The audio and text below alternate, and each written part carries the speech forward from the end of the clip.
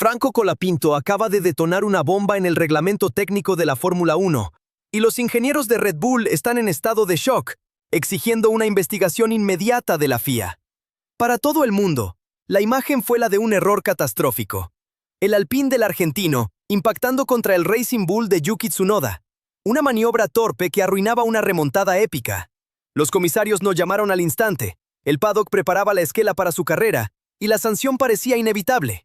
Era el final predecible para un piloto novato que se pasaba de frenada. Pero lo que está sucediendo ahora mismo, a puertas cerradas, es una guerra. Porque Yuki Tsunoda, la supuesta víctima, no fue a quejarse, fue a advertir. Cruzó el pit lane, entró al box de Alpine como un fantasma y le clavó la mirada a Bruno Famín. Su mensaje no fue de furia, fue de asombro y de miedo. Olvídense del choque, miren su telemetría.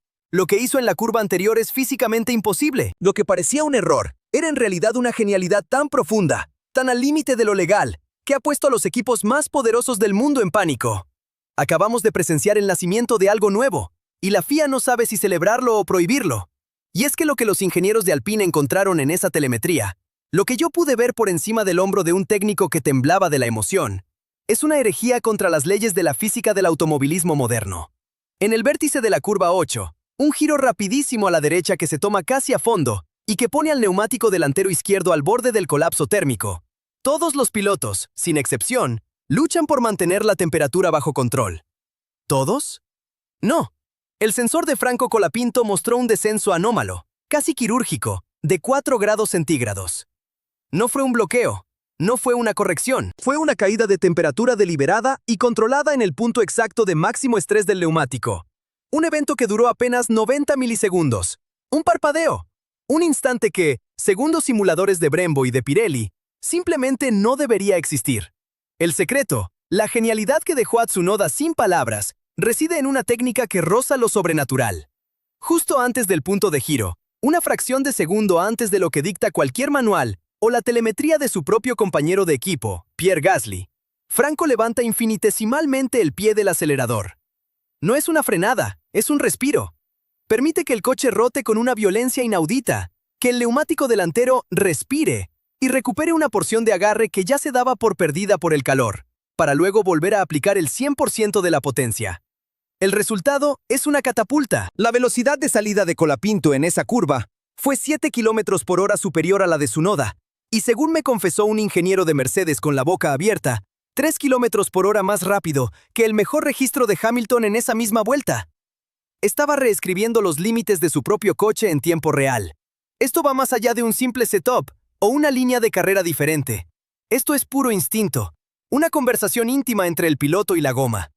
Mientras Gasly se quejaba por la radio de que el A524 no rota y se siente como un barco, Colapinto estaba usando esa misma rigidez del chasis a su favor, forzando una transferencia de masas tan violenta y precisa que, en efecto, creaba su propio agarre. Es el tipo de genialidad que vimos en Senna bajo la lluvia de Donington, o en la forma en que Schumacher podía sentir el límite de la carcasa de sus Bridgestone. El choque con Tsunoda no fue un error de cálculo de Franco, fue un error de predicción de todo el resto del mundo, que esperaba que el Alpine se comportara como un Alpine. Y en manos del argentino, ese coche azul había dejado de obedecer las reglas de su propia creación. Si te está volando la cabeza cómo un detalle tan pequeño puede cambiarlo todo, deja un like, porque lo que viene ahora es la guerra política que esto desató en la FIA. Y acá es donde la historia se parte en dos. Porque para entender la genialidad, primero hay que entender la miseria. Y el Alpine A524, seamos brutalmente honestos, es un coche miserable. Es un chasis que nació con el pie izquierdo, una pieza de ingeniería que, en el túnel de viento, prometía una revolución, y en la pista, entregó una decepción. Lo sé porque hablé con los aerodinamistas en Bahrein, y sus caras eran un poema. El coche es rígido, no tiene la flexibilidad torsional para morder el asfalto en curvas lentas, y en las rápidas genera una estela de aire sucio tan grande que es ineficiente y predecible. Es, en la jerga del paddock, un tractor. Un coche que no inspira, que no enamora, que te obliga a pelear cada metro como si fuera el último. El espejo más cruel de esta realidad tiene nombre y apellido: Pierre Gasly. Un ganador de gran premio, un piloto con una sensibilidad exquisita, un tipo que sabe exactamente lo que quiere de un coche de Fórmula 1. ¿Y dónde estaba Gasly mientras Colapinto libraba su batalla épica? Navegando en la intrascendencia. Lo vi en sus cámaras on board. Luchaba contra un subviraje crónico. El coche se negaba a entrar en la curva, deslizándose de trompa, comiéndose los neumáticos delanteros. Su radio era un lamento constante. El coche no rota, muchachos. Simplemente no rota. Es como manejar un barco. Clasificó 14º, y su única pelea real era evitar la humillación de ser doblado por los líderes. Estaba siendo neutralizado, castrado por una máquina que no respondía a la lógica ni al talento de un piloto de su calibre. Mientras tanto, en el otro lado del garaje se estaba gestando la herejía. Franco Colapinto no estaba manejando el mismo coche, o mejor dicho, se negaba a aceptarlo. Mientras Gasly luchaba por sobrevivir, Franco estaba cazando. Su ritmo de carrera no tenía sentido. Estaba peleando por el 7º puesto, acosando a un Racing Bull que, en papel, es un monoplaza medio segundo por vuelta más rápido, especialmente en tracción y velocidad punta. ¿Cómo era posible? Porque Franco había decidido ignorar las instrucciones. Había dejado de escuchar a los ingenieros que le pedían conservar, que le decían que el P9 era un buen resultado, y empezó a dialogar directamente con el A524 en un idioma que solo él parecía entender. La psicología del argentino es la clave de todo este asunto. No ve al Alpine como un enemigo, sino como un desafío, un acertijo con premio. Sabe que el chasis es una viga, que no tiene rotación natural. Entonces, en lugar de lamentarse como Gasly, lo usa a su favor. Lo provoca. Entra en las curvas con una violencia controlada. Desestabiliza la parte trasera con el freno de una forma casi imperceptible para forzar al coche a girar sobre su propio eje. Lo que para Pierre es un barco inmanejable, para Franco es una plataforma a la que hay que obligar. Es una mentalidad que no se enseña en los simuladores. Es la estirpe de los que nacieron para domar bestias indomables, no para conducir coches perfectos. Es la diferencia entre un buen piloto y una leyenda en potencia. La secuencia que lleva al choque es una obra de arte y una declaración de guerra. Durante 3 vueltas, Colapinto venía estudiando a Tsunoda. El japonés manejaba con la confianza de quien se sabe superior, tomando la curva 8 con una línea limpia y predecible, defendiendo el interior como dicta el manual. Sabía que el Alpine no tenía ni el agarre aerodinámico para seguirlo de cerca en el sector rápido, ni la tracción para atacarlo a la salida. Estaba en su zona de confort, controlando la carrera por el espejo retrovisor, viendo un punto azul que, según toda lógica, no representaba una amenaza real en esa parte del circuito. Se sentía seguro. Y ese fue su error. Porque Franco no iba a intentar el sobrepaso en la recta, donde sabía que estaba perdido. Vio la grieta en el sistema. Vio la oportunidad en el lugar más ilógico, en el punto de máximo estrés del coche, en la curva donde el Alpine debía arrodillarse. Decidió atacar por el interior en pleno vértice de la 8, un lugar donde, teóricamente, solo hay una línea de carrera posible y no hay espacio para 2 monoplazas. Fue un movimiento que desafiaba la física del propio A524. Los estrategas de Alpine, con sus miles de simulaciones, jamás habrían aconsejado un ataque ahí. Era un movimiento de probabilidad 0. Pero en la mente de Franco, esa probabilidad era del 100%. El choque, entonces, no fue un error de cálculo, fue la consecuencia inevitable de un acto de pura rebeldía. Fue el Big Bang de 2 realidades colisionando. La realidad predecible de Tsunoda, amparada en la telemetría y en lo que se supone que un Alpine puede hacer, y la realidad que Franco Colapinto estaba imponiendo a martillazos, vuelta a vuelta. Gasly, luchando en el fondo del pelotón, era la prueba irrefutable de que el coche era mediocre. Colapinto, peleando por el 7º puesto contra un rival superior, era la prueba de que el talento puede, a veces, romper las cadenas de la ingeniería.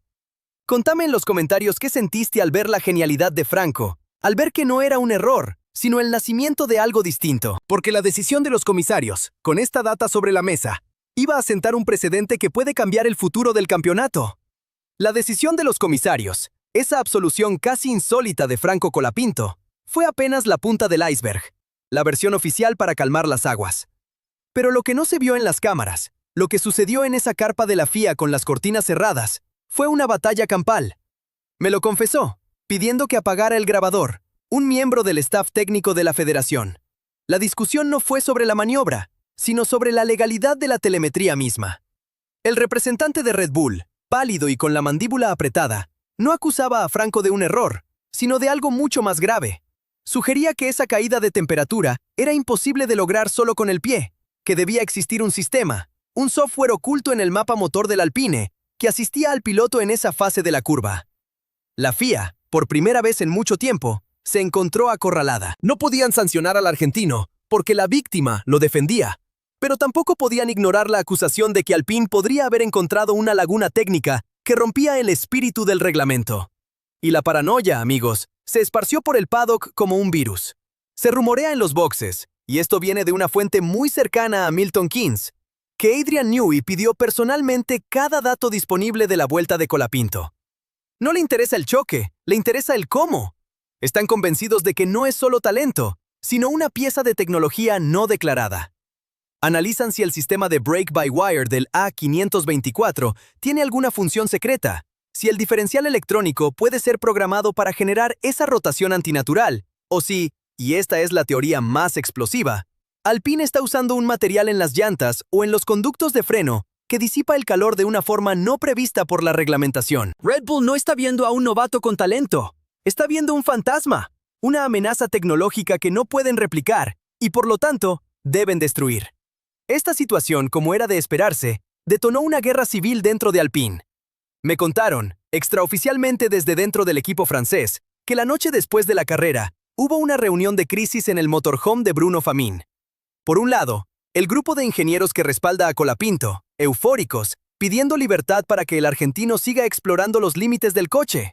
Por el otro, el ala más conservadora del equipo, la que respalda a Gasly, argumentando que este estilo de pilotaje es insostenible, que pone en riesgo el material y que los puntos se aseguran con consistencia, no con genialidades aisladas que terminan en accidentes. Famin está en una encrucijada. O libera a su bestia y se arriesga a una investigación técnica de la FIA impulsada por sus rivales, o intenta domesticar a Franco, cortándole las alas y, probablemente, perdiendo para siempre esa ventaja competitiva que acaban de descubrir por accidente. La clave de todo este misterio, la palabra que se susurra en voz baja en las áreas de hospitalidad, es Brembo. La telemetría de los frenos de Colapinto es el documento más codiciado del paddock en este momento. La teoría que cobra más fuerza es que no se trata de una pieza ilegal, sino de una funcionalidad oculta en el software estándar que provee el fabricante italiano.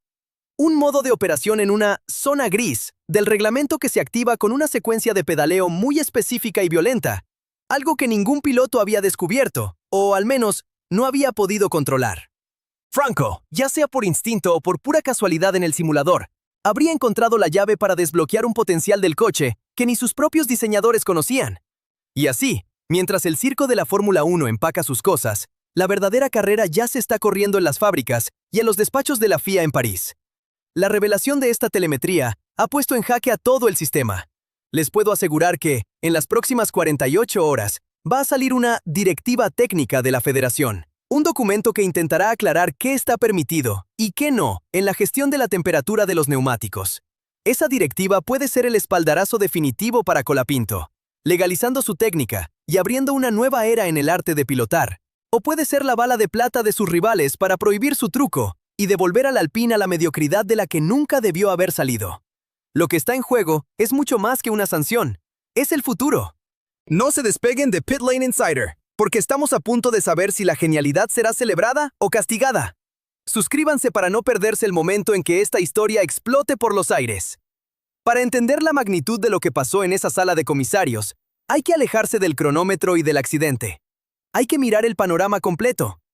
En la Fórmula 1 actual, una era definida por el techo presupuestario y por regulaciones técnicas cada vez más restrictivas, encontrar una ventaja de rendimiento es casi una misión imposible. Los equipos gastan millones de dólares para ganar 50 milisegundos en el túnel de viento. Y de repente, llega un piloto que, con una interpretación distinta de la física y una sensibilidad única en el pie izquierdo, descubre una nueva forma de gestionar el activo más volátil del coche, el neumático. Lo que Franco Colapinto destrabó no es un simple truco para una curva.